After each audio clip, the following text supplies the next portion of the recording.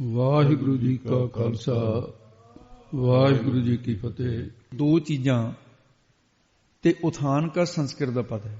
ਉਥਾਨਿਕਾ ਮਤਲਬ ਕਿਸੇ ਵੀ ਪ੍ਰਸੰਗ ਨੂੰ ਉਠਾਉਣ ਤੋਂ ਪਹਿਲਾਂ ਤੇ ਜਿਹੜੀ ਭੂਮਿਕਾ ਬੰਨੀ ਜਾਏ, ਜਿਹੜੀ ਮੁੱਢ ਵਿੱਚ ਵਿਆਖਿਆ ਕੀਤੀ ਜਾਏ, ਤੇ ਉਥਾਨਕਾ ਸ਼ਬਦ ਦੇ ਭਾਵ ਨੂੰ ਪ੍ਰਗਟ ਕਰਨ ਵਾਸਤੇ ਅਰਥਾਂ 'ਚ ਬੜੀ ਸਹਾਇਤਾ ਦਿੰਦੀ ਹੈ। ਤੇ ਇਸੇ ਨੂੰ ਉਥਾਨਕਾ ਨੂੰ ਇਹ ਦੂਜੇ ਸ਼ਬਦਾਂ ਦੇ ਵਿੱਚ ਦੀਵਾਚਾ ਵੀ ਕਹਿ ਦਿੰਦੇ। ਇਹ ਤਾਂ ਬੋਲੀ ਦੇ ਫਰਕ ਹੋਇਆ। ਤਮਹੀਦ ਵੀ ਇਸੇ ਨੂੰ ਕਹਿੰਦੇ, ਉਹ ਤਾਂ ਇੱਕ ਭਾਸ਼ਾ ਦਾ ਫਰਕ ਹੈ। ਤੋ ਇਸ ਕਰਕੇ ਗੁਰੂ ਸਾਹਿਬ ਜੀ ਦੀ ਅੰਮ੍ਰਿਤਵੀ ਬਾਣੀ ਜਪਜੀ ਸਾਹਿਬ ਤੋਂ ਲੈ ਕੇ ਰਾਗਮਾਲਾ ਤੱਕ ਬਹੁਤ ਸਾਰੀਆਂ ਬਾਣੀਆਂ ਦੀਆਂ ਉਥਾਨਕਾ, ਸ਼ਬਦਾਂ ਦੀਆਂ ਉਥਾਨਕਾ ਮਿਲਦੀਆਂ ਨੇ।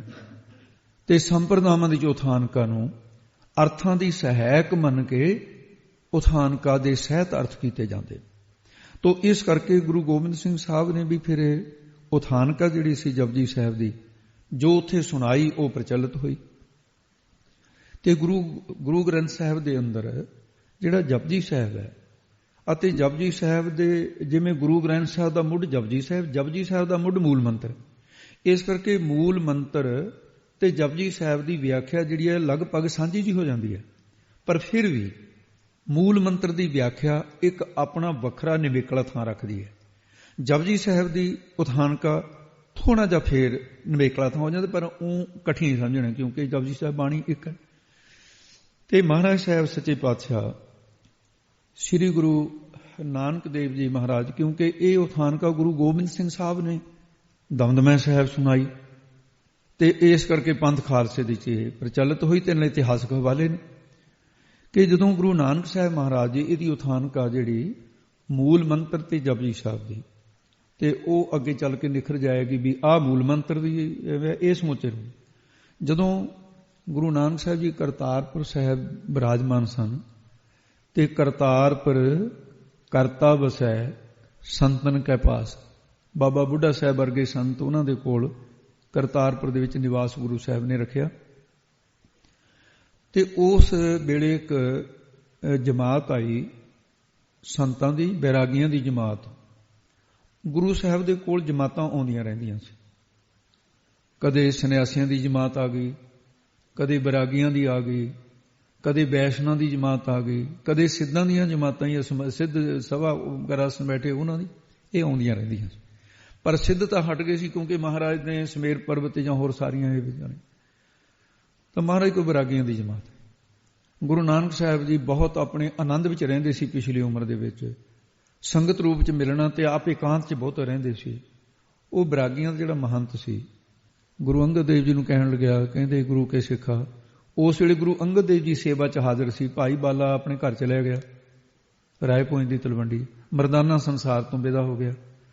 ਭਾਈ ਸਧਾਰਨ ਜੀ ਇਹ ਵੀ ਸੇਵਾ ਦੇ ਵਿੱਚ ਹਾਜ਼ਰ ਸੀ। ਪਰ ਭਾਈ ਲਹਿਣਾ ਜੀ ਜਿਨ੍ਹਾਂ ਨੇ ਸੇਵਾ ਕਰਕੇ ਗੁਰਤਾ ਗੱਦੀ ਹਾਸਲ ਕੀਤੀ ਹੈ, ਤੇ ਉਹ ਬੈਰਾਗੀ ਜਮਾਤ ਦਾ ਮਹੰਤ ਕਹਿੰਦਾ, ਸਿੱਖਾ ਵੀ ਜਿਹੜਾ ਤੁਹਾਡਾ ਨਵੀਨ ਪੰਥ ਹੈ, ਨਿਰਮਲ ਪੰਥ ਜਿਹਨੂੰ ਤੁਸੀਂ ਗੁਰੂ ਨਾਨਕ ਨੇ ਨਾਂ ਰੱਖਿਆ, ਵੀ ਸਾਰਿਆਂ ਪੰਥਾਂ ਦੇ ਵਿੱਚ ਆਪਣੇ ਆਪਣੇ ਮੂਲ ਮੰਤਰ, ਆਪਣੇ ਆਪਣੇ ਗੁਰਮੰਤਰ, ਵੀ ਆਪਣੇ ਆਪਣੇ ਮਾਲਾ ਮੰਤਰ। ਵੀ ਮੈਂ ਤੁਹਾਨੂੰ ਪੁੱਛਦਾ ਵੀ ਤੁਹਾਡਾ ਸਿੱਖਾਂ ਦਾ ਮੂਲ ਮੰਤਰ ਕਿਹੜਾ ਹੈ ਤੇ ਤੁਹਾਡਾ ਸਿੱਖਾਂ ਦਾ ਗੁਰਮੰਤਰ ਕਿਹੜਾ ਹੈ ਤੇ ਤੁਹਾਡਾ ਸਿੱਖਾਂ ਦਾ ਮਾਲਾ ਮੰਤਰ ਕਿਹੜਾ ਹੈ? ਤੇ ਉਸ ਵੇਲੇ ਭਾਈ ਲਹਿਣਾ ਜੀ, ਕਿਉਂਕਿ ਗੁਰੂ ਤਾਂ ਬਾਅਦ ਚ ਬਣੇ, ਕਹਿੰਦੇ ਵੀ ਮੂਲ ਮੰਤਰ ਤਾਂ ਉਹਨਾਂ ਨੇ ਉਚਾਰਨ ਕਰਕੇ ਸੁਣਾ ਦਿੱਤਾ। ਕਹਿੰਦੇ ਆਹ ਹੈ ਸਾਡਾ ਇੱਕ ਓੰਕਾਰ ਸਤਨਾਮ ਕਰਤਾ ਪੁਰਖ ਨਿਰਭਉ ਨਿਰਵੈਰ ਅਕਾਲ ਮੂਰਤ ਅਜੂਨੀ ਸੈਭੰ ਗੁਰ ਪ੍ਰਸਾਦ ਜਪ ਆਦਿ ਸਚ ਜੁਗਾਦ ਸਚ ਹੈ ਪੀ ਸਚ ਨਾਨਕ ਹੋਸੀ ਪੀ ਸਚ। ਇਹ ਸੁਣਾ ਦਿੱਤਾ। ਕਹਿੰਦੇ ਵਾਹਿਗੁਰੂ ਇਹ ਸਾਡਾ ਗੁਰਮੰਤਰ ਹੈ। ਕਹਿੰਦੇ ਮਾਲਾ ਮੰਤਰ, ਕਹਿੰਦੇ ਜੀ ਇਹ ਨਾ ਸਾਨੂੰ ਅੱਜ ਤੱਕ ਕਿਸੇ ਸਿੱਖ ਨੇ ਗੁਰੂ ਸਾਹਿਬ ਨੂੰ ਪੁੱਛਿਆ ਤੇ ਨਾ ਕਦੀ ਮੈਂ ਪੁੱਛਿਆ, ਵੀ ਇਹਦੇ ਬਾਰੇ ਮੈਨੂੰ ਪਤਾ ਨਹੀਂ ਹੈ। ਇਹ ਮੈਂ ਗੁਰੂ ਸਾਹਿਬ ਤੋਂ ਪੁੱਛ ਕੇ ਤੁਹਾਨੂੰ ਦੱਸ ਦਿਆਂ। ਤੇ ਫਿਰ ਭਾਈ ਲਹਿਣਾ ਜੀ ਨੇ ਗੁਰੂ ਸਾਹਿਬ ਨੂੰ ਬੇਨਤੀ ਕੀਤੀ। ਮਹਾਰਾਜ ਬੈਰਾਗੀਆਂ ਦਾ ਮਹੰਤ ਕਹਿੰਦਾ ਸੀ ਮੂਲ ਮੰਤਰ ਗੁਰਮੰਤਰ ਤਾਂ ਮੈਂ ਦੱਸ ਦਿੱਤਾ, ਪਰ ਮੈਨੂੰ ਮਾਲਾ ਮੰਤਰ ਬਾਰੇ ਨਹੀਂ ਪਤਾ। ਤੇ ਮਹਾਰਾਜ ਸਾਹਿਬ ਜੀ ਕਹਿਣ ਲੱਗੇ, ਕਹਿੰਦੇ ਭਾਈ ਲਹਿਣਾ ਵੀ ਮਾਲਾ ਮੰਤਰ ਵੀ ਅਸਾਂ ਉਚਾਰਨ ਕੀਤਾ ਵੀ ਜਦੋਂ ਸਮੇਰ ਪਰਬਤ ਦੇ ਸਿੱਧਾਂ ਦੇ ਨਾਲ ਗੋਸ਼ਟ ਹੋਈ ਸੀ, ਕਹਿੰਦੇ ਉਸ ਵੇਲੇ ਅਸੀਂ ਜਪਜੀ ਸਾਹਿਬ, ਇਹ ਸੱਚਖੰਡ 'ਚ ਵੀ ਕਈ ਮੰਨਦੇ ਹੈ, ਕੁਛ ਲੇਖ ਕਹਿੰਦਾ ਆਸ ਵਿੱਚ ਹੀ ਵਿਦਵਾਨਾਂ ਦਾ ਇਹਦੇ 'ਚ ਮਤਭੇਦ ਹੈ, ਕਹਿੰਦੇ ਵੀ ਉਸ ਵੇਲੇ ਉਚਾਰਨ ਕੀਤਾ ਉੱਥੇ ਸਮੇਰ ਪਰਬਤ ਦੇ ਉੱਤੇ।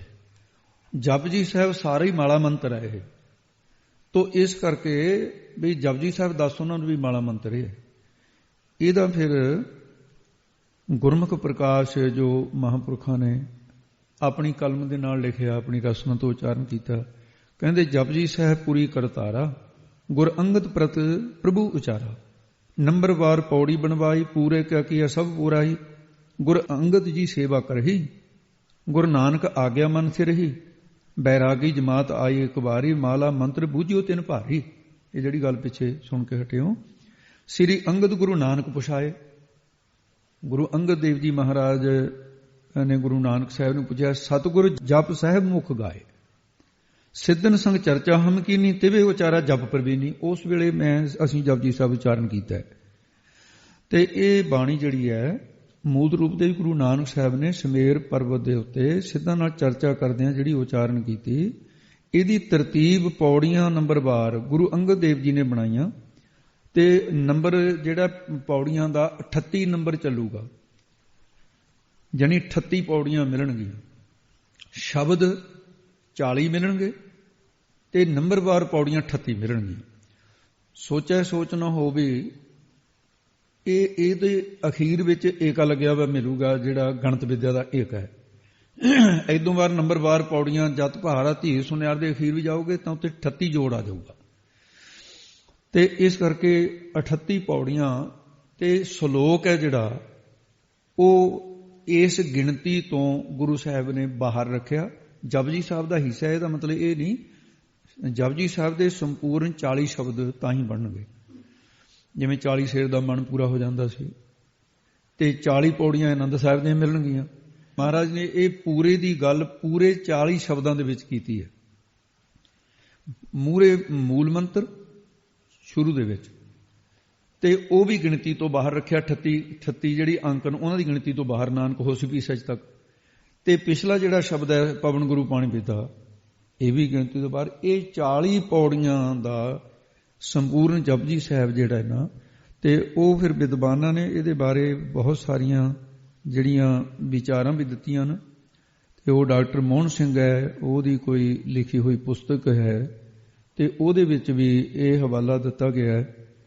ਤੇ ਇਹ ਹੱਥ ਲਿਖਤ ਖਰੜਾ ਕਿ ਸੰਤ ਬਾਬਾ ਕਰਤਾਰ ਸਿੰਘ ਜੀ ਹੋਰਾਂ ਨੇ ਹਵਾਲਾ ਦਿੱਤਾ ਇਸ ਦਾ, ਤੇ ਉਹਦੇ 'ਚ ਲਿਖਿਆ ਵੀ ਉਹ ਪੱਛਮੀ ਪੰਜਾਬ ਯੂਨੀਵਰਸਿਟੀ ਦੀ ਲਾਇਬ੍ਰੇਰੀ 'ਚ ਪਿਆ ਇਹ। ਉਹਦੇ 'ਚ ਬੋਲ ਲਿਖੇ ਹੋਏ ਨੇ। ਕੀ ਲਿਖਿਆ? ਪਾਰ ਬ੍ਰਹਮ ਕਾ ਹੁਕਮ ਹੈ ਕਿ ਸਿਫਤ ਮੇਰੀ ਕਰਨੀ, ਗੁਰੂ ਨਾਨਕ ਦੇਵ ਜੀ ਨੇ ਆਪਣਾ ਖਜ਼ਾਨਾ ਅੰਗਦ ਸਿੱਖ ਕੇ ਹਵਾਲੇ ਕੀਤਾ। ਤੋ ਇਸ ਕਰਕੇ ਫਿਰ ਕਹਿਓਸ ਪੁਰਖਾ ਹੁਣ ਤੂੰ ਜਪ ਰਚ। ਮਤਲਬ ਕੀ ਹੈ ਵੀ ਇਹ ਲਿਖਤ ਦੇ ਵਿੱਚ ਲੈ ਜਿਹੜਾ ਅਸਾਂ ਉਚਾਰਨ ਕੀਤਾ।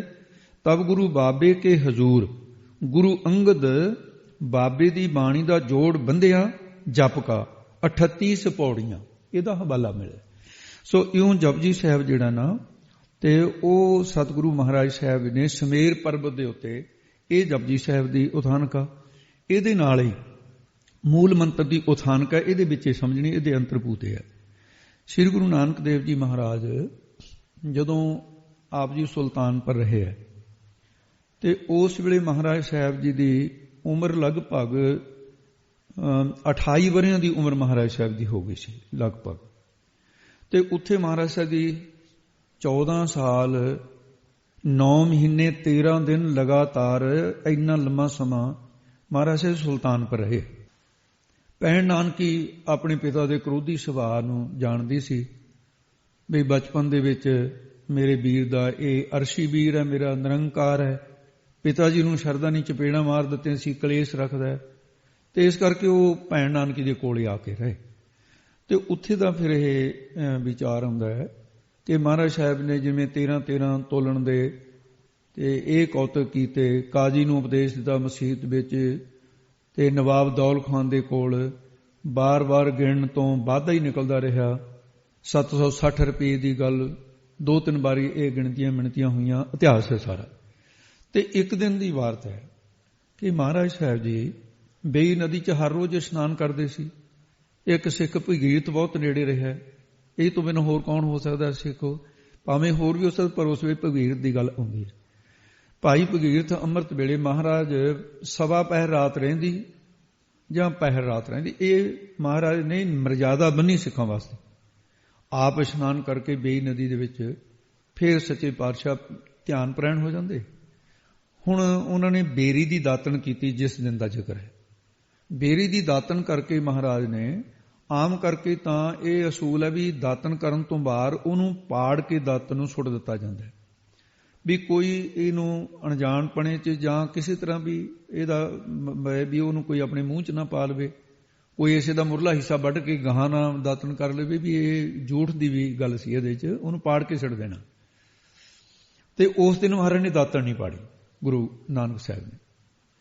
ਦਾਤਣ ਕਰਨ ਤੋਂ ਬਾਅਦ ਦਾਤਣ ਧਰਤੀ 'ਚ ਗੱਡ ਦਿੱਤੇ। ਉਹ ਸਮਾਂ ਪਾ ਕੇ ਦਾਤਣ ਗੱਡੀ ਹੋਈ, ਜਿਹੜੀ ਹਰੀ ਹੋਈ ਤੇ ਹੁਣ ਤੱਕ ਹਰੀ ਹੈ। ਤੇ ਉਹਦੇ ਨਾਂ ਤੇ ਗੁਰਦੁਆਰਾ ਬੇਰ ਸਾਹਿਬ ਹੈ ਸੁਲਤਾਨਪੁਰ ਦੇ ਵਿੱਚ। ਤੇ ਮਹਾਰਾਜ ਸਾਹਿਬ ਜੀ ਬੇਈ ਨਦੀ 'ਚ ਇਸ਼ਨਾਨ ਕੀਤਾ। ਉੱਥੇ ਦੀ ਫਿਰ ਅਗੰਮੀ ਸਾਖੀ ਇੱਕ ਹੈ, ਉਹ ਸਾਡੀ ਜਾਣਕਾਰੀ ਵਾਸਤੇ ਜੋ ਗੁਰੂ ਸਾਹਿਬ ਨੇ ਅੱਗੇ ਆਪਣੀ ਰਸਨਾ ਤੋਂ ਵੀ ਕਿਵੇਂ ਕਿਵੇਂ ਹੋਈ, ਇਤਿਹਾਸ ਦਾ ਪੱਖ ਬਣਿਆ। ਕਹਿੰਦੇ ਉੱਥੇ ਵਰਨ ਦੇਵਤਾ ਗੁਰੂ ਦੇ ਚਰਨੀ ਲੱਗਾ।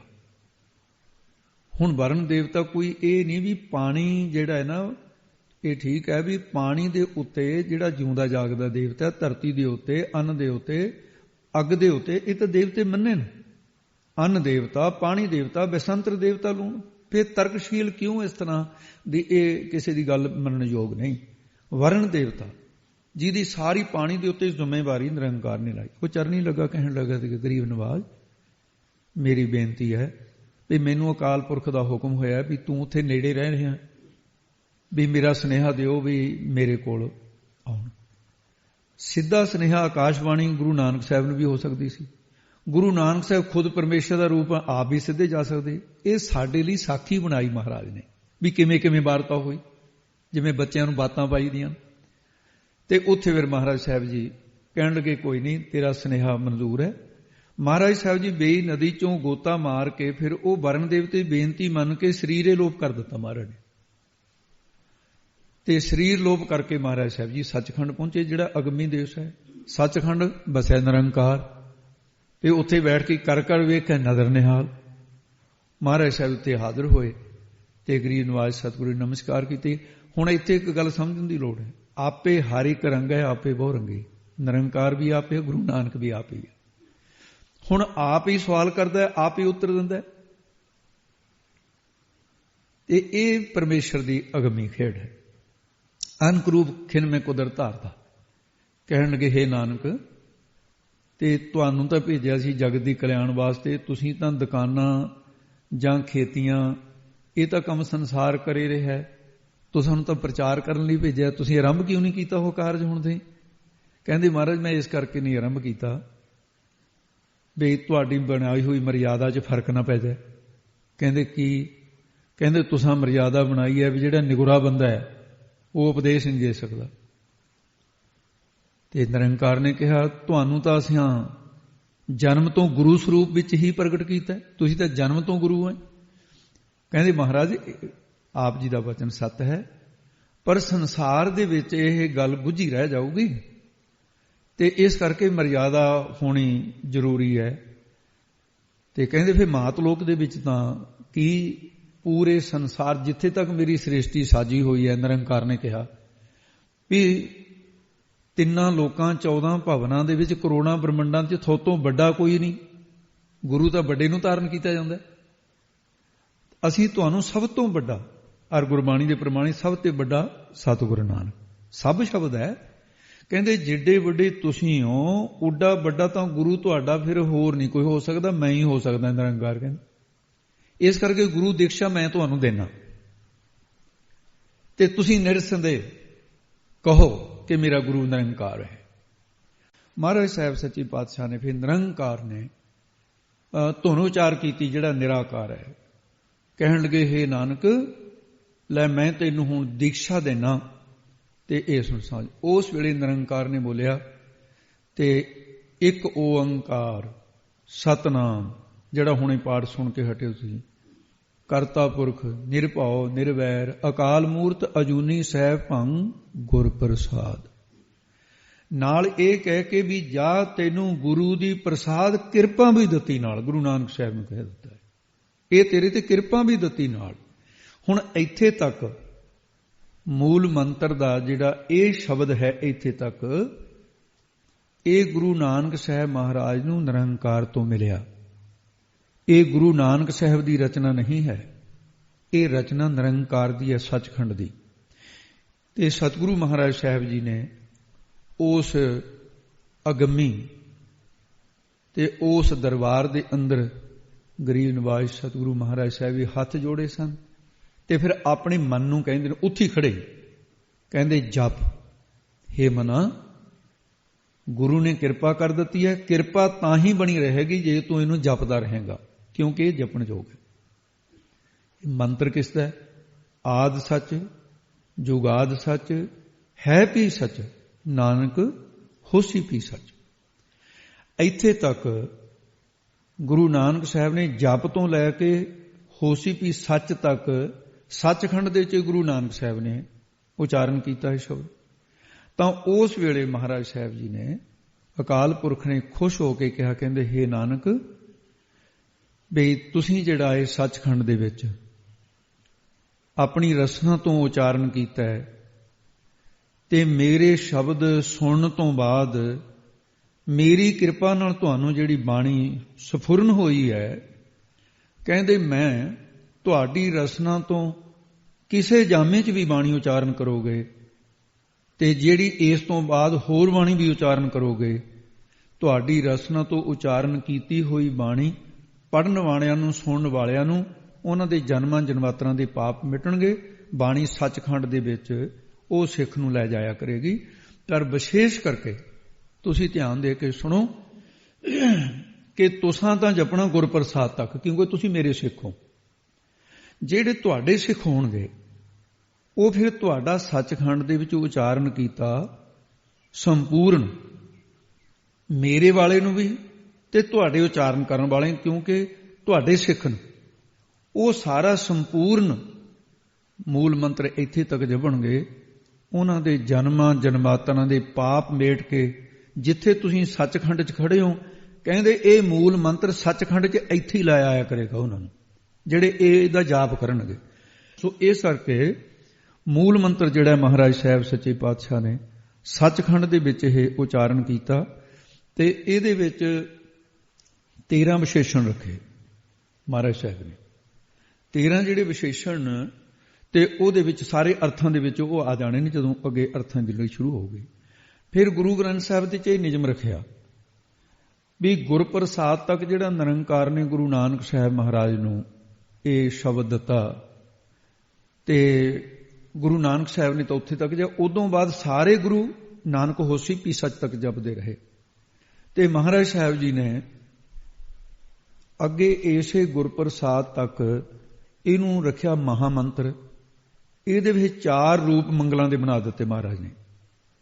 ਇਸੇ ਦੇ 4 ਰੂਪ ਨੇ। ਇੱਕ ਹੈ ਇੱਕ ਓੰਕਾਰ ਸਤਿਗੁਰ ਪ੍ਰਸਾਦ, ਇਹ ਗੁਰੂ ਗ੍ਰੰਥ ਸਾਹਿਬ ਦੇ 524 ਵਾਰ ਆਉਂਦਾ ਹੈ। ਦੂਸਰਾ ਰੂਪ ਹੈ ਇੱਕ ਓੰਕਾਰ ਸਤਨਾਮ ਕਰਤਾ ਪੁਰਖ ਨਿਰਭਉ ਨਿਰਵੈਰ ਅਕਾਲ ਮੂਰਤ ਅਜੂਨੀ ਸਹਿ ਭੰਗ ਗੁਰ ਪ੍ਰਸਾਦ।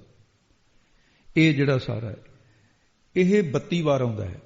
33 ਵਾਰ ਵਿਦਵਾਨ ਤਾਂ ਕਹਿੰਦੇ ਨੇ, ਗ੍ਰੰਥਾਂ 'ਚ ਤਾਂ ਲਿਖਿਆ ਹੈ, ਉਹ ਮੂਲ ਮੰਤਰ ਵਾਲਾ ਨਾਲ ਜੋੜ ਕੇ 33 ਵਾਰ ਬਣ ਜਾਂਦਾ ਹੈ। ਮੂਲ ਮੰਤਰ ਤੋਂ ਅਲੱਗ ਕਰ ਦਈਏ ਤਾਂ 32 ਵਾਰ ਰਹਿ ਗਿਆ। ਇੱਕ ਓੰਕਾਰ ਸਤਨਾਮ ਕਰਤਾ ਪੁਰਖ ਗੁਰ ਪ੍ਰਸਾਦ, ਇਹ 9 ਵਾਰ ਆਉਂਦਾ ਹੈ। ਇੱਕ ਓੰਕਾਰ ਸਤਨਾਮ ਗੁਰ ਪ੍ਰਸਾਦ, ਇਹ ਕੁੱਲ 2 ਵਾਰੀ ਆਉਂਦਾ ਹੈ। ਤੇ ਇਸ ਕਰਕੇ 568 ਵਾਰ ਮੰਗਲ ਨਾ। ਤੇ ਇਸੇ ਮਹਾਮੰਗਲ ਦੇ ਵਿੱਚੋਂ ਇੱਕ ਥਾਂ ਤੇ ਪੂਰਾ ਰੂਪ, ਜਾਣੀ 33 ਥਾਂ 32 ਥਾਂ ਤੇ 33 ਥਾਂ ਤੇ ਪੂਰਾ ਰੂਪ ਆ ਗਿਆ, ਇਹਦੇ ਵਿੱਚੋਂ ਬਾਕੀ ਮੰਗਲ। ਅਸਲ ਦੇ ਵਿੱਚ ਇਹ ਮੰਗਲ ਨੂੰ ਤੇ ਮਹਾਰਾਜ ਸਾਹਿਬ ਨੇ ਇਹਨੂੰ ਮੰਗਲਾਂ ਦੇ ਵਿੱਚ ਰੱਖਿਆ। ਤੇ ਮੰਗਲ ਦੀ ਬੜੀ ਸ਼ਕਤੀ ਹੁੰਦੀ ਹੈ, ਵਿਘਨਾਂ ਦਾ ਨਾਸ਼ ਹੋਵੇ ਤੇ ਗੁਰੂ ਸਾਹਿਬਾਨਾਂ ਨੂੰ। ਇਹ ਤਾਂ ਅਸੀਂ ਇੱਥੇ ਤੱਕ ਮਹਾਰਾਜ ਸਾਹਿਬ ਜੀ ਦੇ ਮੰਗਲਾਂ ਦੇ ਇਹ 4 ਤਰ੍ਹਾਂ ਦੇ ਮੰਗਲਾਂ ਦਾ ਵਿਸਥਾਰ ਜਿਹੜਾ ਆਇਆ ਤੇ ਉਹ ਸਾਰਾ ਅੱਗੇ ਚੱਲ ਕੇ ਸਟੀਕ ਦੇ ਵਿੱਚ ਸਾਰਾ ਇਹ ਦਿੱਤਾ ਹੋਇਆ। ਉੱਥੋਂ ਜਿਹਨੇ ਪੜ੍ਹਨਾ ਹੋਵੇ ਉਹ ਪੂਰੇ ਵਿਸਤਾਰ ਦੇ ਨਾਲ ਵੀ ਪੜ੍ਹ ਸਕਦਾ ਹੈ। ਤੇ ਇਹਦੇ ਨਾਲ ਹੀ ਹੁਣ ਆਪਾਂ ਬਸ ਇੰਨੇ ਕੁ ਅੱਜ ਦੀ ਵਿਚਾਰ ਕਰਕੇ ਆਪਣੀ ਗੱਲ ਸਮਾਪਤੀ ਤੇ ਲੈ ਜਾਈਏ। ਤੇ ਗੁਰੂ ਸਾਹਿਬ ਜੀ ਦੇ ਮੂਲ ਮੰਤਰ ਜਿਹੜਾ ਗੁਰੂ ਨਾਨਕ ਦੇਵ ਜੀ ਨੇ ਵੀ ਜਿਹੜਾ ਨਾਨਕ ਹੋਸੀ ਵੀ ਸੱਚ ਤੱਕ ਦੀ ਗੱਲ ਹੈ। ਇੱਕ ਤਾਂ ਇਹ ਹੋਗਾ ਨਾ ਪ੍ਰਮਾਣ ਜਿਹੜਾ ਵੀ ਸੱਚਖੰਡ ਦੇ ਵਿੱਚ ਗੁਰੂ ਸਾਹਿਬ ਨੇ ਕਿਹਾ ਸੰਪਰਦਾ ਚੱਲਿਆ ਆ ਰਿਹਾ, ਇੱਕ ਪ੍ਰਮਾਣ। ਦੂਸਰਾ ਗੁਰੂ ਨਾਨਕ ਸਾਹਿਬ ਆਪਣੀ ਜੀਵਨ ਯਾਤਰਾ ਕਰਦੇ ਹੋਏ ਤੇ ਜਦੋਂ ਮਹਾਰਾਜ ਸਾਹਿਬ ਦੇ, ਕਿਉਂਕਿ ਵਿਵਾਦ ਖਤਮ ਹੋ ਜਾਂਦਾ ਵੀ ਜਿਸ ਵੇਲੇ ਆਪ ਜੀ ਸਮੁੰਦਰ ਦੇ ਕਿਨਾਰੇ ਪਹੁੰਚੇ ਇੱਕ ਜਗ੍ਹਾ, ਇਹ ਜਨਮ ਸਾਖੀ ਜਿਹੜੀ ਇੱਥੇ ਆਪਣੀ ਲਾਇਬ੍ਰੇਰੀ 'ਚ ਪਈ ਹੈ ਉਹਦੇ 106 ਪੰਨੇ ਦੇ ਉੱਤੇ ਉਹਦੇ ਨਾਲ ਦੀਆਂ ਜਿਹੜੀਆਂ ਛਾਪੇ ਦੀਆਂ ਉਹਦੇ 106 ਪੰਨੇ ਤੇ ਆਊਗਾ। ਉਹਦੇ ਆਉਂਦਾ ਵੀ ਗੁਰੂ ਨਾਨਕ ਸਾਹਿਬ ਸਮੁੰਦਰ ਦੇ ਕਿਨਾਰੇ ਤੇ ਖੜੇ, ਸਮੁੰਦਰ ਵਿੱਚ ਨੂੰ ਜਾਣ ਦੀ ਤਿਆਰੀ ਹੋ ਰਹੀ ਹੈ ਤੇ ਭਾਈ ਮਰਦਾਨੇ ਨੇ ਦੇਖ ਲਿਆ ਵੀ ਇਹ ਤਾਂ ਪਾਣੀ 'ਚ ਵੜਨਗੇ ਸਿੱਧੇ ਤੌਰ ਤੇ। ਉਹ ਦੇਖ ਕੇ ਘਬਰਾ ਗਿਆ ਵੀ ਅੱਜ ਕੀ ਹੋ ਗਿਆ, ਗੁਰੂ ਬਾਬਾ ਜੀ ਨੂੰ ਪਾਣੀ ਦੇ ਵਿੱਚ ਸਿੱਧੇ ਹੋ ਗਏ। ਉਹ ਪੁੱਛ ਬੈਠਾ, ਉਸੇ ਬੋਲੀ 'ਚ ਰਹਿ ਗਿਆ। ਕਹਿੰਦੇ ਅੱਗੇ ਸਮੁੰਦਰ ਲਹਿਰਾਂ ਦਿੰਦਾ ਆਹਾ। ਕਹਿੰਦੇ ਗੁਰੂ ਸਾਹਿਬ ਜੀ ਸਮੁੰਦਰ ਤਾਂ ਬੜੀਆਂ ਬੜੀਆਂ ਛੱਲਾਂ ਲਹਿਰਾਂ ਦੇ ਰਿਹਾ। ਅੱਗੇ ਸਮੁੰਦਰ ਲਹਿਰਾਂ ਦਿੰਦਾ ਆਹਾ। ਮਰਦਾਨੇ ਆਖਿਆ, ਭਾਈ ਬਾਲਾ ਜੀ ਕਹਿੰਦੇ ਨੇ, ਮਰਦਾਨੇ ਆਖਿਆ ਗੁਰੂ ਜੀ ਅੱਗੇ ਤਾਂ ਸਮੁੰਦਰ ਲਹਿਰਾਂ ਦਿੰਦਾ ਹੈ, ਜਹਾਜ਼ ਕੋਈ ਨਹੀਂ, ਤੂੰ ਕਿੱਧਰ ਜਾਵੇਂਗਾ? ਤਾਂ ਗੁਰੂ ਨਾਨਕ ਜੀ ਆਖਿਆ, ਮਰਦਾਨਾ ਬੋਲਣਾ ਹੀ, ਚੁੱਪ ਕਰ ਜਾ, ਬੋਲਣਾ। ਤਾਂ ਹੁਣ ਭਾਈ ਬਾਲਾ ਜੀ ਕਹਿੰਦੇ ਜਦੋਂ ਗੁਰੂ ਨਾਨਕ ਨੇ ਕਿਹਾ ਉਹਨਾਂ ਨੂੰ ਵੀ ਚੁੱਪ ਕਰ ਜਾ, ਤਾਂ ਮੈਂ ਆਖਿਆ ਅਬੇ ਮਰਦਾਨਾ ਤੂੰ ਤਾਂ ਗੱਲ ਵਿੱਚ ਪੱਲਾ ਘੱਤ ਖਲੋਤਾ, ਆਹੋ ਬੱਤ ਤੈਨੂੰ ਕਿਆ ਹੋਆ? ਮਰਦਾਨੇ ਕਿਹਾ ਜਜਮਾਨ ਅੱਗੇ ਤਾਂ ਰਾਹ ਕੋਈ ਨਹੀਂ। ਤਾਂ ਮੈਂ ਕਿਹਾ ਮਰਦਾਨਾ ਦੇਖ ਤਮਾਸ਼ੇ ਕਰਤਾਰ ਦੇ, ਚੁੱਪ ਕਰਕੇ ਚਲਿਆ ਜਾ। ਤਾਂ ਗੁਰੂ ਨਾਨਕ ਕਿਹਾ ਮਰਦਾਨਾ ਜਿਸ ਸਿੱਖ ਦੇ ਮੂੰਹ ਵਿੱਚ ਇਹ ਸ਼ਲੋਕ ਹੋਵੇ। ਤੇ ਹੁਣ ਤੁਸੀਂ ਦੇਖੋ ਵੀ ਜਨਮ ਸਾਖੀ ਵਿੱਚ ਇਹਨੂੰ ਸ਼ਲੋਕ ਮੰਨਿਆ। ਕਿਹੜੇ ਸ਼ਬਦ ਨੂੰ ਮੰਨਿਆ ਸ਼ਲੋਕ? ਉਹ ਮੈਂ ਆਪ ਜੀ ਨੂੰ ਪੜ੍ਹ ਕੇ ਸੁਣਾਉਣਾ। ਤੇ ਜਿਹੜਾ ਜਪਜੀ ਸਾਹਿਬ ਦੇ ਪਿੱਛੇ ਹੈ ਉਹਦੇ ਮੂਹਰੇ ਹੀ ਸ਼ਲੋਕ ਲਿਖਿਆ।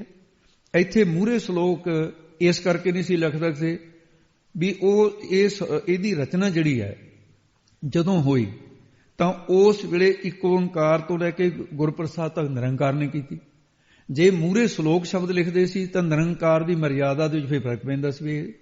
ਇਸ ਕਰਕੇ ਮਹਾਰਾਜ ਸਾਹਿਬ ਨੇ ਇਹਨੂੰ ਜਨਮ ਸਾਖੀ 'ਚ ਸੰਪੂਰਨ ਸ਼ਬਦ ਨੂੰ ਸ਼ਲੋਕ ਪ੍ਰਮਾਣਿਤ ਕਰ ਲਿਆ।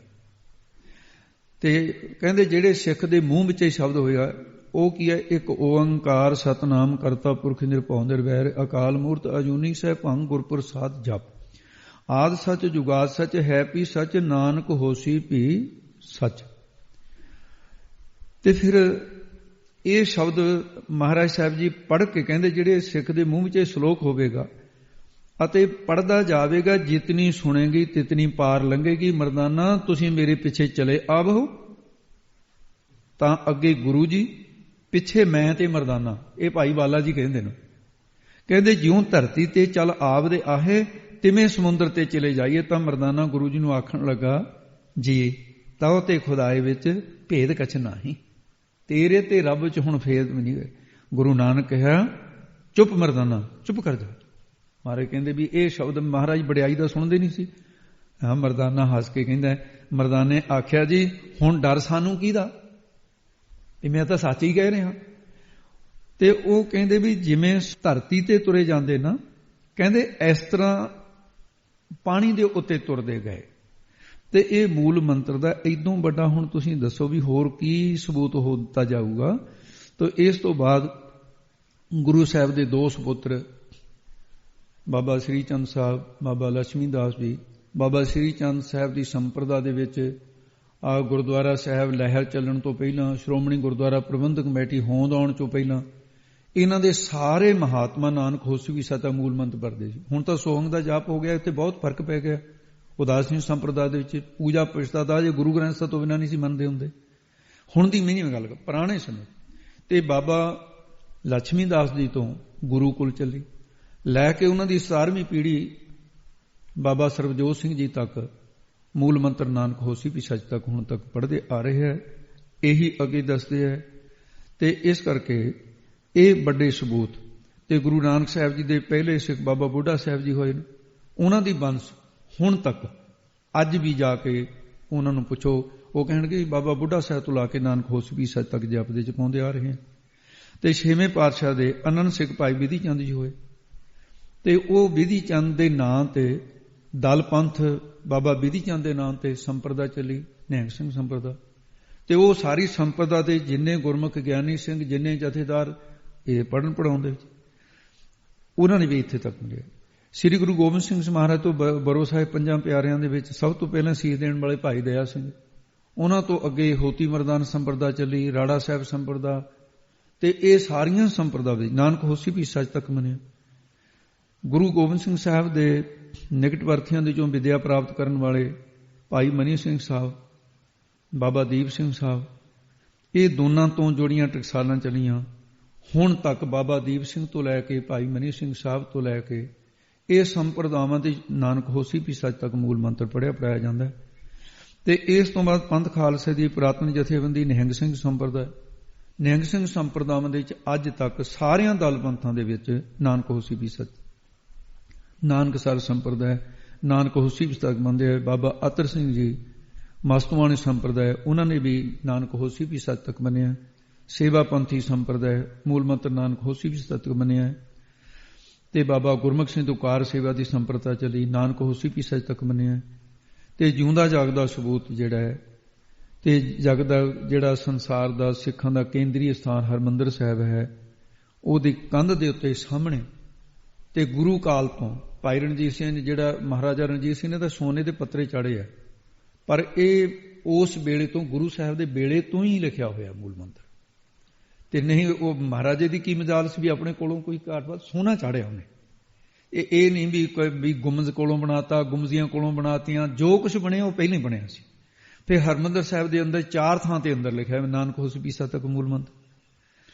ਤੇ ਇਸ ਤੋਂ ਇਲਾਵਾ ਗੁਰੂ ਗੋਬਿੰਦ ਸਿੰਘ ਸਾਹਿਬ ਮਹਾਰਾਜ ਦਾ ਸੰਜੋਗ, ਲੋਹੇ ਦਾ ਕੁੜਤਾ, ਜਿਹੜਾ ਅੱਜ ਵੀ ਮਹਾਰਾਜਾ ਪਟਿਆਲੇ ਦੇ ਖਾਨਦਾਨ ਦੇ ਵਿੱਚ ਉਹ ਸੰਜੋਗ ਦੇ ਉੱਤੇ ਇੱਥੇ ਸਾਹਮਣੇ ਮਹਾਰਾਜ ਸਾਹਿਬ ਜੀ ਨੇ ਮੂਲ ਮੰਤਰ ਨਾਨਕ ਹੋਸੀ ਵੀ ਸੱਚ ਤੱਕ ਲਿਖਵਾਇਆ ਹੋਇਆ। ਤੋ ਇਸ ਕਰਕੇ ਭਾਈ ਗੁਰਦਾਸ ਸਾਹਿਬ ਜੀ ਨੇ ਨਾਨਕ ਹੋਸੀ ਵੀ ਸੱਚ ਤੱਕ ਮੰਨਿਆ ਮੂਲ ਮੰਤਰ। ਇਹ ਮੈਂ ਤਾਂ ਕਹਿ ਰਿਹਾ ਵੀ ਇਹ ਗੱਲਾਂ ਵਿਵਾਦ ਖਤਮ ਕਰਨ ਵਾਸਤੇ ਕਿਤੇ ਨਾ ਕਿਤੇ ਸਹਾਇਤਾ ਦੇ ਰੂਪ ਦੇ ਵਿੱਚ ਪੰਥ ਖਾਲਸਾ ਵਿਦਵਾਨ ਵਰਤ ਲੈਣ। ਹੁਣ ਭਾਈ ਗੁਰਦਾਸ ਸਾਹਿਬ ਤੋਂ ਵੱਡਾ ਕੌਣ ਸਿੱਖ ਹੋਏਗਾ ਜਿਨ੍ਹਾਂ ਨੇ 4 ਗੁਰੂਆਂ ਦੀ ਸੰਗਤ ਕੀਤੀ? ਉਹਨਾਂ ਦੀਆਂ ਸਾਰੀਆਂ 12 ਨੂੰ ਚੰਗੀ ਤਰ੍ਹਾਂ ਪੜ੍ਹਿਆ ਵਿਚਾਰਿਆ। ਹੋਰ ਵੀ ਕੋਈ ਜਿਹਨੂੰ ਸ਼ੰਕਾ ਹੈ ਪੜ੍ਹ ਕੇ ਦੇਖ ਲਵੇ। ਉਹਨਾਂ ਨੇ ਨਾਨਕ ਹੋਸੀ ਵੀ ਸੱਚ ਤੱਕ ਸੰਪੂਰਨ ਮੂਲ ਮੰਤਰ ਲਿਖੇ। ਏਕ ਓੰਕਾਰ ਇਕਾਂਗ ਲਿਖ ਊੜਾ ਓੰਕਾਰ ਲਿਖਾਇਆ, ਸਤਨਾਮ ਕਰਤਾ ਪੁਰਖ ਨਿਰਭਉ ਹੋਏ ਨਿਰਵੈਰ ਸਦਾਇਆ, ਅਕਾਲ ਮੂਰਤ ਪ੍ਰਤੱਖ ਹੋਏ ਨੌ ਅਜੋਨੀ ਸਹਿਪੰਗ ਪਾਇਆ, ਗੁਰ ਪ੍ਰਸਾਦ ਸੋ ਆਦ ਸੱਚ ਜੁਗਾ ਜਗੰਤਰ ਹੁੰਦਾ ਆਇਆ, ਹੈ ਪੀ ਹੋਸੀ ਸੱਚ ਨੌ ਸੱਚ ਦਰਸ਼ਨ ਸਤਿਗੁਰੂ ਦਿਖਾਇਆ, ਸ਼ਬਦ ਸੁਰਤ ਲਿਵਲੀਨ ਹੋਏ ਗੁਰ ਚੇਲਾ ਪਰਚਾ ਪਰਚਾਇਆ, ਗੁਰ ਚੇਲਾ ਰਹਿ ਰਾਸ ਕਰ 20 ਅਕੀ ਚੜਾਓ ਚੜਾਇਆ, ਗੁਰਮੁਖ ਸੁਖ ਫਲ ਅਲਖ ਲਖਾਇਆ। ਇਹ ਫਿਰ ਭਾਈ ਗੁਰਦਾਸ ਸਾਹਿਬ ਜੀ ਨੇ ਜਦੋਂ ਨਾਨਕ ਹੋਸੀ ਵੀ ਸੱਚ ਤੱਕ ਕੋਈ ਸ਼ਬਦ ਛੱਡਿਆ ਨਹੀਂ।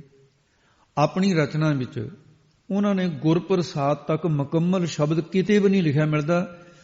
ਤੇ ਇਹ ਫਿਰ ਭਾਈ ਸਾਹਿਬ ਜੀ ਦੀ 39ਵੀਂ ਵਾਰ ਦੀ ਪਹਿਲੀ ਪੌੜੀ ਦੇ ਵਿੱਚ ਸੰਪੂਰਨ ਮਿਲਦਾ। ਤੇ ਨਾਲ ਫਿਰ ਜਪਣ ਦੀ ਵਿਧੀ ਵੀ ਨਾਲ ਭਾਈ ਸਾਹਿਬ ਜੀ ਨੇ ਲਿਖੀ ਹੈ ਕਿ ਇਹ ਨਹੀਂ ਵੀ ਇੱਥੇ ਸ਼ਬਦ ਸੁਰਤ ਵਿਲੀਨ ਹੋਏ, ਇਹ ਸਾਰੇ ਸ਼ਬਦ ਨੂੰ ਸੁਰਤੀ ਦੇ ਵਿੱਚ ਲੀਨ ਕਰਕੇ ਫਿਰ ਤੁਸੀਂ ਜਾਣੀ ਸ਼ਬਦ ਨੂੰ ਸੁਰਤੀ 'ਚ ਲੀਨ ਕਰ ਰਿਹਾ, ਸੁਰਤੀ ਨੂੰ ਸ਼ਬਦ ਵਿੱਚ ਲੀਨ ਕਰਨਾ। ਤੇ ਗੁਰ ਚੇਲਾ ਪਰਚਾ ਪਰਚਾਇਆ, ਸ਼ਬਦ ਗੁਰ ਸੁਰਤ ਤੁਨ ਚੇਲਾ, ਇਹ ਗੁਰੂ ਸ਼ਬਦ ਹੈ, ਚੇਲਾ ਸੁਰਤ ਹੈ। ਇਹ ਪਰਚਾ ਪ੍ਰੇਮ ਦਾ ਦਿੱਤਾ ਹੈ। ਸੋ ਇਦੋਂ ਵੱਡਾ ਫਿਰ ਹੋਰ ਕੋਈ ਮਤਲਬ ਸਬੂਤ ਕਿੰਨੇ ਕੁ ਦਿੱਤੇ ਜਾਣ। ਗੁਰੂ ਨਾਨਕ ਸਾਹਿਬ ਸੱਚੇ ਪਾਤਸ਼ਾਹ ਮੂਲ ਮੰਤਰ ਜਿਹੜਾ ਸੱਚਖੰਡ ਦੇ ਵਿੱਚ ਜਿਹੜੀ ਪਿੱਛੇ ਵਾਰਤਾ ਛੱਡੀ ਸੀ, ਹੁਣ ਆਪਾਂ ਇਹਦੇ ਨਾਲ ਹੀ ਸਮਾਪਤੀ ਕਰਦੇ ਹਾਂ। ਜਦੋਂ ਇਹ ਸੱਚਖੰਡ ਤੋਂ ਮੂਲ ਮੰਤਰ ਲੈ ਕੇ ਮਹਾਰਾਜ ਸਾਹਿਬ ਸੰਪੂਰਨ ਨਾਨਕ ਹੋਸੀ ਵੀ ਸੱਚ ਤੱਕ ਉੱਥੇ ਰਚਨਾ ਹੋ ਗਈ, ਸ਼ਬਦ ਮੁਕੰਮਲ ਹੋ ਗਿਆ। ਤੇ ਮਹਾਰਾਜ ਸਾਹਿਬ ਜੀ ਤੀਸਰੇ ਦਿਨ ਬੇਈ ਨਦੀ ਚੋਂ ਪ੍ਰਗਟ ਹੁੰਦੇ ਨੇ, ਜਿੱਥੇ ਸੰਤ ਘਾਟ ਗੁਰਦੁਆਰਾ ਹੈ ਸੁਲਤਾਨਪੁਰ। ਇਹ 3 ਦਿਨ ਦੇ ਵਿੱਚ ਕਿੰਨਾ ਉੱਥੇ ਸ਼ੋਰ ਮਚਿਆ, ਇਲਾਕਾ ਇਕੱਠਾ ਹੋਇਆ। ਸੁਲਤਾਨਪੁਰ ਪਿੰਡ ਦੀ ਗੱਲ ਛੱਡੋ, ਇਲਾਕਾ ਟੁੱਟ ਕੇ ਪੈ ਗਿਆ। ਤੇ ਨਵਾਬ ਦੌਲਤ ਖਾਨ ਨੇ ਜਾਲ ਪਵਾਏ ਵੀ ਲਾਸ਼ ਹੀ ਮਿਲ ਜਾਏ। ਉਹਨਾਂ ਦੀ ਬੋਲੀ 'ਚ ਤਾਂ ਇਹ ਸੀ ਵੀ ਮ੍ਰਿਤਕ ਸਰੀਰ ਹੀ ਮਿਲ ਜਾ। ਅਸੀਂ ਵਿਧੀ ਮੇਰਾ ਮੋਦੀ ਸੀ। ਤੇ ਜਦੋਂ ਲੋਕਾਂ 'ਚ ਰੌਲਾ ਪਿਆ ਤਾਂ ਉਸ ਵੇਲੇ ਭਾਈਆ ਜੈ ਰਾਮ ਇਹ ਰੋਂਦਾ ਰੋਂਦਾ ਆਪਣੇ ਘਰ ਪਹੁੰਚਿਆ। ਭੈਣ ਨਾਨਕੀ ਨੇ ਆਪਣੇ ਪਤੀ ਨੂੰ ਕਦੇ ਰੋਂਦਾ ਨਹੀਂ ਸੀ ਦੇਖਿਆ। ਉਹ ਪੁੱਛਦੇ ਨੇ, ਧੀਰਜਵਾਨ ਬਹੁਤ ਸੀ। ਭੈਣ ਨਾਨਕੀ ਕਹਿਣ ਲੱਗੀ, ਜੀ ਕੀ ਗੱਲ ਹੈ ਤੇ ਰੋਂਦੇ ਕਿਉਂ ਤੁਸੀਂ? ਕੋਈ ਵੀ ਮੁਸੀਬਤ ਹੋਵੇ ਰੋਈਦਾ ਥੋੜ੍ਹੀ ਆ। ਫੇਰ ਵੀ ਗੁਰੂ ਨਾਨਕ ਦੀ ਭੈਣ ਸੀ। ਕਹਿੰਦੇ, ਨਾਨਕੀ ਬਸ ਮੈਂ ਕੁਝ ਕਹਿ ਨਹੀਂ ਸਕਦਾ, ਮੈਂ ਮੂੰਹ ਦਿਖਾਉਣ ਜੋਗਾ ਨਹੀਂ ਰਿਹਾ। ਤੇਰੇ ਪੇਕਿਆਂ ਨੂੰ ਕੀ ਮੂੰਹ ਦਿਖਾਊਂਗਾ ਮੈਂ ਆਪਣੇ ਸੱਸ ਸਹੁਰੇ ਨੂੰ? ਕਹਿੰਦੀ, ਹੋਇਆ ਕੀ ਹੈ? ਤੇ ਰੋਂਦਾ ਰੋਂਦਾ ਕਹਿੰਦਾ, ਤੇਰਾ ਵੀਰ ਬੇਈ ਨਦੀ 'ਚ ਡੁੱਬ ਗਿਆ। ਭੈਣ ਨਾਨਕੀ ਕਹਿੰਦੀ, ਸ਼ਬਦ ਵਾਪਸ ਲੈ ਲਓ। ਜਿਹੜਾ ਦੁਨੀਆ ਨੂੰ ਤਾਰਨ ਆਇਆ ਨਾ ਉਹ ਆਪ ਨਹੀਂ ਡੁੱਬ ਸਕਦਾ। ਇਸ ਕਰਕੇ ਧੀਰਜ ਰੱਖ। ਭੈਣ ਨਾਨਕੀ ਨੇ ਚੌਂਕੜਾ ਮਾਰ ਲਿਆ ਤੇ ਭੈਣ ਨਾਨਕੀ ਦਾ ਸਿਦਕ ਨਹੀਂ ਡੋਲਿਆ। 3 ਦਿਨ ਚੌਂਕੜੇ ਵਿੱਚ ਰਹੀ ਭੈਣ ਨਾਨਕੀ। ਉਹ ਨਹੀਂ ਉੱਠੀ ਵੀ ਜਦੋਂ ਜੀਰ ਪ੍ਰਗਟ ਹੋਊਗਾ ਮੈਂ ਉਦੋਂ ਹੀ।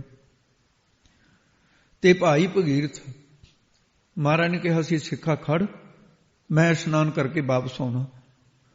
ਉਹ ਸਿੱਖ ਨੂੰ ਬਥੇਰੇ ਲੋਕਾਂ ਨੇ ਕਿਹਾ, ਕਹਿੰਦੇ ਭਾਈ ਹੁਣ ਤੂੰ ਤਾਂ ਬਹਿ ਜਾ, ਕੋਈ ਖਾਧਾ ਨਹੀਂ ਪੀਤਾ ਨਹੀਂ।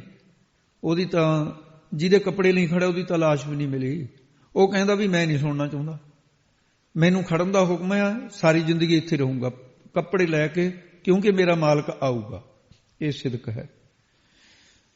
ਤਾਂ ਉਸ ਵੇਲੇ ਤੀਸਰੇ ਦਿਨ ਗੁਰੂ ਨਾਨਕ ਸਾਹਿਬ ਜਦੋਂ ਪ੍ਰਗਟ ਹੋਏ ਤਾਂ ਸਾਹਮਣੇ ਉੱਥੋਂ ਦਿਖ ਰਿਹਾ ਸੀ ਤੇ ਜਿੱਥੇ ਭਾਈ ਸਾਹਿਬ ਜੀ ਖੜੇ ਸੀ ਤੇ ਆਪਣੀ ਸਾਧ ਸੰਗੀ ਉੱਥੇ ਕਦੇ ਇੱਧਰ ਨੂੰ ਚਾਰ ਕਰਮਾਂ ਕਦੇ ਇੱਧਰ ਨੂੰ। ਤੇ ਜਦ ਦੇਖਿਆ ਗੁਰੂ ਨਾਨਕ ਸਾਹਿਬ ਪ੍ਰਗਟ ਹੋਏ, ਉੱਥੇ ਕੱਪੜੇ ਲੈ ਕੇ ਫਿਰ ਬਾਹੋਦਾਹੀ ਦੌੜ ਕੇ ਗਏ। ਸੱਚਖੰਡ ਤੋਂ ਆਉਂਦਿਆਂ ਪਹਿਲੀ ਦ੍ਰਿਸ਼ਟੀ ਸਿੱਖ ਤੇ ਪਈ। ਕਹਿੰਦੇ, ਸਿੱਖਾ ਨਿਹਾਲ, ਤੂੰ ਇੰਨਾ ਸੁਦਕ ਕਮਾਇਆ, ਤੈਨੂੰ ਲੋਕਾਂ ਨੇ ਟਲਾਇਆ ਹੋਊਗਾ। ਕਹਿੰਦੇ, ਮਹਾਰਾਜ ਤੁਸੀਂ ਕਿਹਾ ਸੀ ਖੜੇ ਹੋ, ਮੈਂ ਤਾਂ ਸਾਰੀ ਜ਼ਿੰਦਗੀ ਖੜਾ ਰਹਿੰਦਾ। ਕਹਿੰਦੇ, ਲਿਆ ਬਸਤਰ। ਬਸਤਰ ਪਹਿਨੇ ਤੇ ਉਸ ਵੇਲੇ ਰੌਲਾ ਪੈ ਗਿਆ ਸਾਰਾ ਸੁਲਤਾਨਪੁਰ ਤੇ ਨਵਾਬ ਦੌਲਤ ਖਾਂ, ਕਾਜੀ, ਮੁਲਾਣੇ ਇਲਾਕਾ ਦਰਸ਼ਨ ਕਰਨ ਟੁੱਟ ਗਿਆ। ਤੇ ਉਹੀ ਖੁਸ਼ੀ ਦੇ ਵਿੱਚ ਜਾ ਕੇ ਫਿਰ ਭੈਣ ਨਾਨਕੀ ਨੂੰ ਖਬਰ ਇਹ ਜਦੋਂ ਪਹੁੰਚੀ, ਭਾਈਆ ਜੈ ਰਾਮ ਭੈਣ ਨਾਨਕੀ ਜੀ ਆਏ। ਗੁਰੂ ਨਾਨਕ ਸਾਹਿਬ ਨੇ ਭੈਣ ਦਾ ਸਤਿਕਾਰ ਕੀਤਾ। ਕਹਿੰਦੇ, ਭੈਣ ਜੀ ਤੇ ਤੁਸੀਂ ਵੀ ਸਦਕ ਰੱਖਿਆ, ਤੁਹਾਡੀ ਸੇਵਾ ਦਰਗਾਹੇ ਪ੍ਰਮਾਨ। ਹੁਣ ਜਿਹੜੇ ਅਕਾਲ ਪੁਰਖ ਤੋਂ ਮੈਂ ਨਾਮ ਲੈ ਕੇ ਆਇਆ ਨਾ, ਮੈਂ ਸੰਸਾਰ ਨੂੰ ਵੰਡਣਾ ਸ਼ੁਰੂ ਕਰਨਾ, ਤੁਸੀਂ ਕੜਾਹ ਪ੍ਰਸ਼ਾਦ ਬਣਾ ਕੇ ਲਿਆ। ਭੈਣ ਨਾਨਕੀ ਕੜਾਹ ਪ੍ਰਸ਼ਾਦ ਬਣਾ ਕੇ ਲਿਆਈ। ਅਕਾਲ ਪੁਰਖ ਦੇ ਨਿਮਿਤ ਮਹਾਰਾਜ ਬਹਿ ਕੇ ਚੌਂਕੜਾ ਮਾਰ ਕੇ, ਉਹ ਭੈਣ ਨਾਨਕੀ ਸਾਰੇ ਬੈਠੇ ਆ। ਉਸ ਵੇਲੇ ਸਾਰਿਆਂ ਸਿੱਖਾਂ ਨੂੰ ਮਹਾਰਾਜ ਨੇ ਤੇ ਚਰਨਾਮਤ ਦੇ ਕੇ ਆਪਣੇ ਸਿੱਖ ਬਣਾ ਕੇ ਫਿਰ ਜਪਣ ਵਾਸਤੇ ਮਹਾਰਾਜ ਨੇ ਮੂਲ ਮੰਤਰ ਇੱਕ ਓੰਕਾਰ ਤੋਂ ਨਾਨਕ ਹੋਸੀ ਪੀ ਸੱਚ ਤੱਕ ਦਿੱਤਾ। ਤੇ ਜਿਸ ਵੇਲੇ ਮਹਾਰਾਜ ਸਾਹਿਬ ਜੀ ਬਾਬੇ ਤਾਰੇ 4 ਚੱਕ 9 ਖੰਡ ਪ੍ਰਿਥਵੀ ਸੱਚਾ ਢੋਆ, ਤੇ ਮਹਾਰਾਜ ਸਾਹਿਬ ਨੇ ਇਹ ਮੂਲ ਮੰਤਰ ਜਿਹੜਾ ਸੂਰੇ ਸੰਸਾਰ ਨੂੰ ਤਾਰਨ ਵਾਸਤੇ ਜਦੋਂ 4 ਉਦਾਸੀਆਂ ਧਾਰਨ ਕੀਤੀਆਂ, ਜਦੋਂ ਮਹਾਰਾਜ ਸਾਹਿਬ ਜੀ ਅਗਲੇ ਗੁਰੂ ਸਾਹਿਬ ਗੁਰੂ ਅੰਗਦ ਦੇਵ ਜੀ, ਗੁਰੂ ਅਮਰਦਾਸ ਜੀ, ਗੁਰੂ ਰਾਮਦਾਸ ਜੀ, ਗੁਰੂਆਂ ਦੀ ਪੀੜ੍ਹੀ ਚੱਲ ਪਈ। ਭਾਵੇਂ ਇਸ ਗੱਲ ਦਾ ਕੋਈ ਸਬੂਤ ਨਹੀਂ ਮਿਲਦਾ ਵੀ ਕਿਸ ਗੁਰੂ ਨੇ, ਪਰ ਇਹ ਤੇ ਗੁਰੂ ਸਾਹਿਬ ਦੇ 10 ਪਾਤਸ਼ਾਹੀਆਂ ਤੱਕ ਉਸ ਪੀਰੀਅਡ ਦੇ ਵਿੱਚ ਗੁਰੂ ਅੰਗਦ ਦੇਵ ਜੀ ਤੋਂ ਲੈ ਕੇ ਵੀ ਕਿਸ ਗੁਰੂ ਨੇ ਇਮਾਰਤ ਬਣਾਈ ਗੁਰੂ ਨਾਨਕ ਦੀ ਯਾਦਗਾਰ ਦੇ ਅੰਦਰ। ਉੱਥੇ ਸਾਧ ਸੰਗਤ ਜੀ ਇਮਾਰਤ ਬਣਾਈ ਤੇ ਮੂਲ ਮੰਤਰ ਦੀ ਯਾਦ ਦੇ ਅੰਦਰ, ਗੁਰੂ ਨਾਨਕ ਦੀ ਯਾਦ ਦੇ ਅੰਦਰ ਗੁਰਦੁਆਰੇ ਦਾ ਨਾਮ ਰੱਖਿਆ ਸੰਤ ਘਾਟ। ਉਹਦੀ ਕੰਧ ਦੇ ਉੱਤੇ ਗੁਰੂ ਸਾਹਿਬ ਨੇ ਲਿਖਵਾਇਆ ਇੱਕ ਓੰਕਾਰ ਤੋਂ ਨਾਨਕ ਹੋਸੀ ਪੀ ਸੱਚ ਤੱਕ। ਅੱਜ ਪ੍ਰਬੰਧ ਸ਼੍ਰੋਮਣੀ ਗੁਰਦੁਆਰਾ ਪ੍ਰਬੰਧਕ ਕਮੇਟੀ ਕੋਲ ਹੈ ਸਾਰੇ ਗੁਰਦੁਆਰਿਆਂ ਦਾ। ਅੱਜ ਵੀ ਜਾ ਕੇ ਕੰਧ ਦੇ ਉੱਤੇ ਦੇਖੋ ਨਾਨਕ ਹੋਸੀ ਪੀ ਸੱਚ ਤੱਕ ਮੂਲ ਮੰਤਰ ਲਿਖਿਆ ਹੋਇਆ ਹੈ। ਇਸ ਕਰਕੇ ਮੂਲ ਮੰਤਰ ਦੀ ਇੱਥੇ ਇਹ ਵਿਚਾਰ ਜਿਹੜੀ ਹੈ ਸਮਾਪਤ ਹੁੰਦੀ ਹੈ। ਤੇ ਆਪਾਂ ਸਮਾਂ ਭਾਵੇਂ ਇੰਨਾ ਨਹੀਂ ਸੀ ਲਾਉਣਾ, ਪਰ ਇਹਦੇ ਇਹ ਵਿਚਾਰਾਂ ਛੱਡੀਆਂ ਨਹੀਂ ਸੀ ਜਾ ਸਕਦੀਆਂ। ਸੋ ਇਹ ਹੁਣ ਮੂਲ ਮੰਤਰ ਦੀ ਜਿਹੜੀ ਹੈ ਉਥਾਨਕਾ ਤੇ ਜਪਜੀ ਸਾਹਿਬ ਦੀ ਉਥਾਨਕਾ, ਜਪਜੀ ਸਾਹਿਬ ਦੀ ਪਹਿਲਾਂ ਉਥਾਨਕਾ ਤੇ ਫਿਰ ਮੂਲ ਮੰਤਰ ਦੀ, ਇਹ ਦੋਨੇ ਤੇ ਇਹ ਵਿਚਾਰਾਂ ਇੱਥੇ ਤੱਕ ਹੋ ਗਈਆਂ ਨੇ। ਤੇ ਗਰੀਬ ਨਿਵਾਸ ਸਤਿਗੁਰੂ ਕਿਰਪਾ ਕਰਨ। ਇੱਥੇ ਹੁਣ ਸਮਾਪਤੀ ਹੈ। ਵਾਹਿਗੁਰੂ ਜੀ ਕਾ ਖਾਲਸਾ, ਵਾਹਿਗੁਰੂ ਜੀ ਕੀ ਫਤਿਹ।